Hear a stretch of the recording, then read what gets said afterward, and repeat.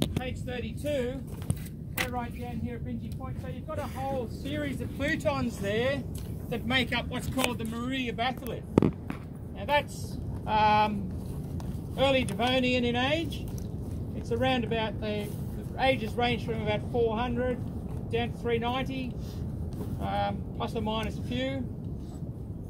And you can see it's elongate, like most batholiths are elongate. Thinking back to last year, what does that represent tectonically?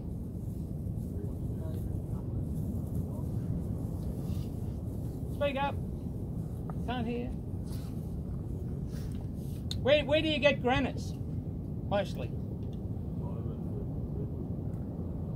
Can't hear, everyone's mumbling.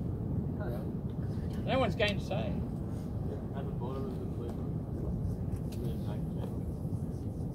Yeah, volcanic arcs.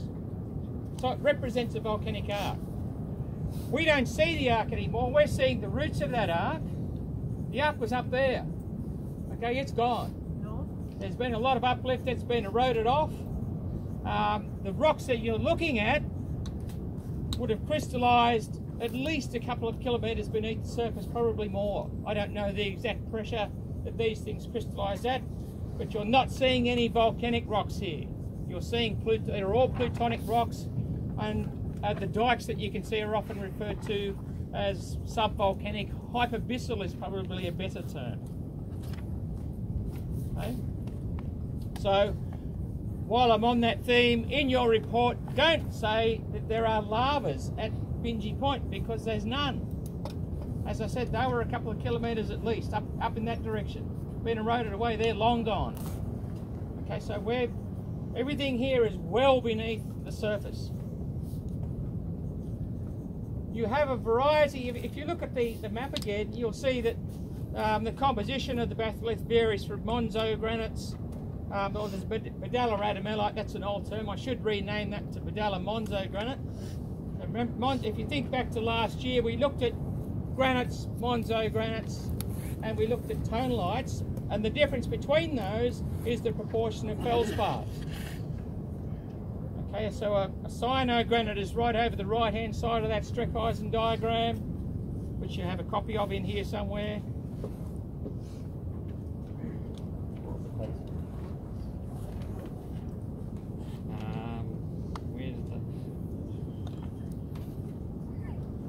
Yeah, page 77. We have cyanogranites, monzogranites. Right over here is granodites and tonalites. So these rocks over all the rocks that are here are over towards the right-hand side of that diagram. They're very poor. They're very low potassium rocks. They've essentially got no orthoclase in them. So that would be your alkali feldspar that you get in plutonic environments would be orthoclase. You met orthoclase last year. What was its feature? Identifying feature? So simple. It's a simple answer. Simple twinning, not colour. Who said colour? Simple twinning. The rocks over here are orthoclase poor. In fact, most of the rocks here would not have any orthoclase in them, with the exception of this light colour material that you're sitting on. This unit that's over to our north slightly here. So your task here today, you've got a couple of tasks. The main task is to try and fill in that map, and I'll talk a little bit about the map in a moment. I expect you to be able to distinguish two plutonic phases. So plutonic phases, how would you distinguish the plutonic phases from the dike phases?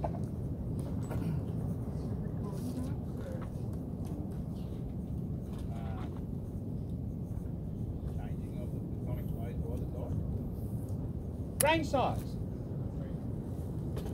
Okay, so your plutonic phases are going to be quite coarse. You've been walking across it. Once we got off the sand there and you were walking across here, you could notice they're quite coarse grain rocks. That's the tonalite. Relatively light coloured. You can see dark minerals in it. What dark minerals might you expect to see in a granite? Biotite. Someone said hornblende, yeah. What's the other one? What's the other black mineral you met last year? Biotite. Or one or the other. Yeah, someone said biotite. So So they're the two main mafic phases in here. Plus quartz, plus plagioclase, and that's about it. They're fairly simple rocks. What was it? Okay, so very little autoclase. The light coloured, the orangey coloured, pale orange coloured rock here would be the only rock here with any autoclase in it. So just going back to when you're mapping, I expect you to be able to distinguish tonalite from diorite. Now diorite's further down here. If you look at your Streckhausen diagram, it's got less quartz, and accordingly it has more of the mafic minerals like hornblende and biotite, so it looks darker in hand specimen. Now if you look over behind you, the next big height, the high point over here, and to the north of that, the rocks look quite dark compared to the rocks that you're sitting on here. So that's the diorite phase. We actually walked across a little bit of it just back here, near the sand.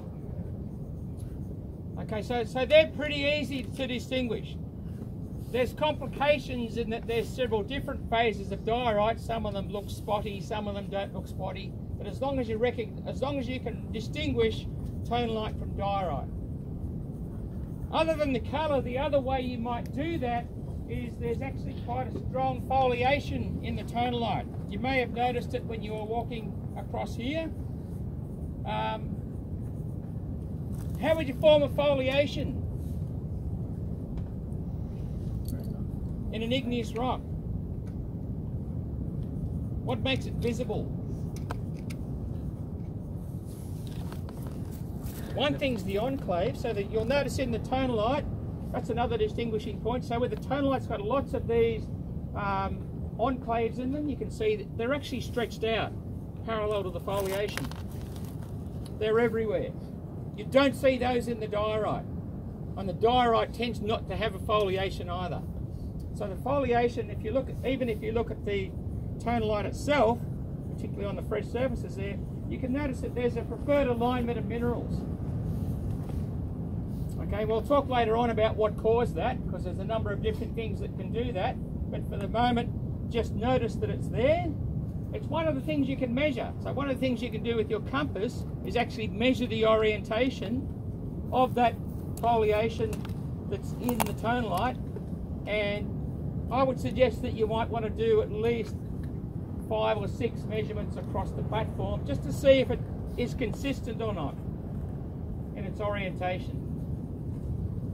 Okay, so that's one thing you can do with your compass. So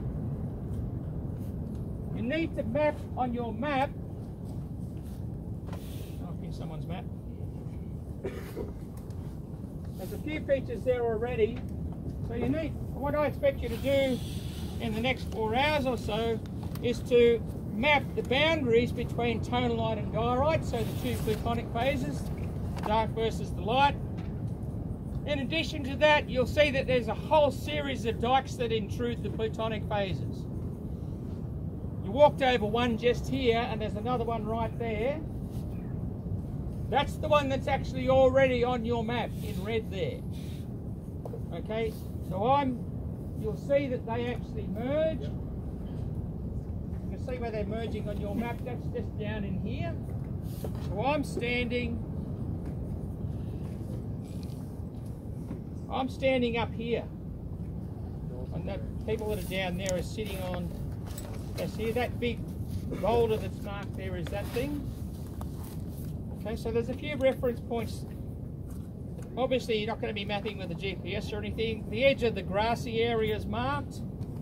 This dike is marked. This one's actually referred to as the heritage dike. It's on the geological heritage list. In fact, the whole platform is. Specifically that one is. If you look down here further, you'll see there's some fantastic inclusions in it. There's actually some xenoliths in it. There's pieces of garnet, for example, and big pyroxenes, this big. So it's got some odd things in it. You'll find other basaltic dikes around, okay? So I've noticed I'm using the term basaltic, not basalt. Some people would, I guess the proper term for this would probably be dolerite. But we could call them basaltic. So notice that branch is there. So that's there for your reference already. The remains of the ship boiler, which is sitting over here, that's marked. There's a pool, which you can't see from here. That's just over the rise there. The grassy area is marked. The other thing for reference, of course, is the outline of the platform. Now, that's the low tide mark. There's a triangular shaped pool here, which is down behind us. You might find some dikes intersecting there. Hint, hint. You'll find several different orientations of dikes. You'll see over there, there are several that are sub-parallel to this one, but there's dikes that are oriented in other directions as well. Now, in addition to the two plutonic phases that I mentioned, there's also at least 3 different types of dikes. So there's these very dark basaltic ones. There's a number of those here. There's another one back that way too, isn't there? Yeah. There's some dikes that are more like similar in composition to the tonalite. If you think about it, the basalts are actually similar to the diorite. They're right down that bottom right-hand side of the Streckhausen diagram. The tonalite's further up. It's got more quartz in it. There's some dike rocks which are dacitic in composition. So they're the same composition as tonalite, but they're finer grained. Now you'll find a couple of those over in that direction. In fact, I can point them out. That high point over there that I mentioned before, there's some reddish coloured weathered surfaces on this side of that high point. And that's one of the dacite dikes. They look at on the fresh surface, they're a paler grey than the basalt dikes. The third type of dike is this orangey, pale orange stuff that's here that you're sitting on. There's a whole, you can see it all here. All of that there. That's a dike as well. It's the biggest one. And we'll call it a microgranite. You can have a look at some of the minerals in it. You'll see it's the most felsic thing that's here. It's actually more felsic than the tonalite. So, 2 phases of plutonic rocks. We're not going to tell you how many phases of intrusion of dikes there are. That's for you to figure out. Try and get them mapped on as accurately as you can. The other thing that I've got marked on here for reference is I've got 3 points that have stars on them. And they're high points that are on the platform. That star that's just there is the high point over here. The star that's here is the highest point that you can see over that way. The star that's there right over to the left, the western side of your map, you can't see it from here, it's down. There's a gully the other side of this hill here, and there's a high point on the other side of that. Okay, and that in fact is where we're going to meet. I'm going to do a roundup talk after everyone's been mapping out here for 3.5 hours or so. What's the time? 2:30. Yeah, we'll make that 4 hours. So 2:30, we're all going to meet. There's a low point just to the east of that high point just there. So we're all going to meet over there at 2:30. I'm going to do a roundup talk and we'll try and wrap things up and nut out what's happened here. And once we've done that, we're actually going to head up the beach to the next point that's about 1 kilometre just to our north there and have a look at what's up there. I'm just trying to think what I've missed. Intersections, cross-cutting relationships. Cross-cutting relationships. Yeah, so as part of the mapping, I mentioned the number of phases of intrusion of dikes. You'll see that the dikes do cross-cut each other. Okay, so that will give you your timing relationships. You learnt last year about cross-cutting relationships. Okay, so younger dikes will intrude older dikes and so on. Okay, so keep an eye out for that. Look out for some detail within the plutonic phases. The other thing that you'll have to figure out, obviously the plutonic phases precede the dikes that are intruding them. But I said that there's 2 main types of plutonic rocks. So we've got the diorites and we've got the tonalites. We have to have a think about which of those was first as well. Now there's a quite a complicated relationship there, which we'll talk about later in the day. Where do you think you would look to try and find that relationship? Yeah, the contact between the two. Okay. I'm not going to try and give you any more hints at this point, but you need to have a look at some detail at those contacts and see what you think was happening when did one intrude the other, which one was first, and so on. Okay? That's probably all I need to say for the moment, I think.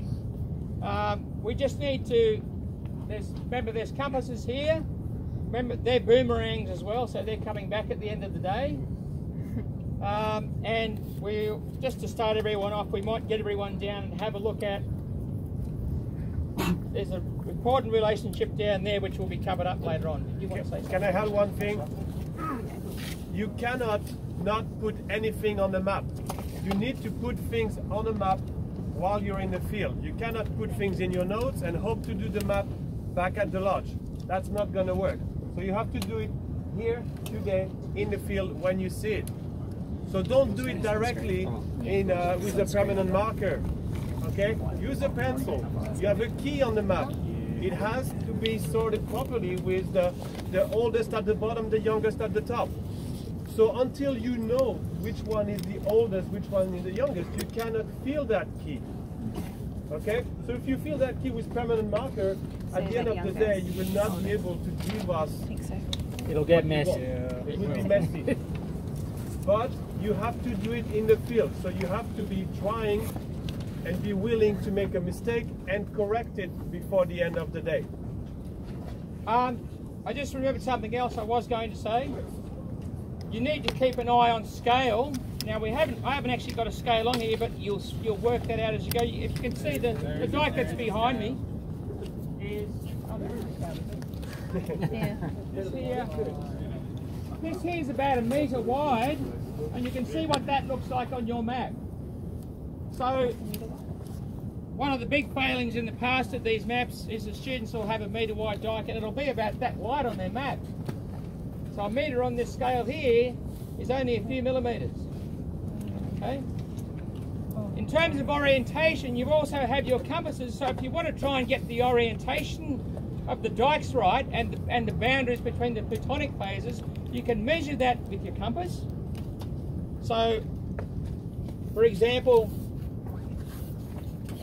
if I came down here, and you can get a rough strike of the edge of the margin of the dike just by standing straight above it like this. It's pretty well vertical.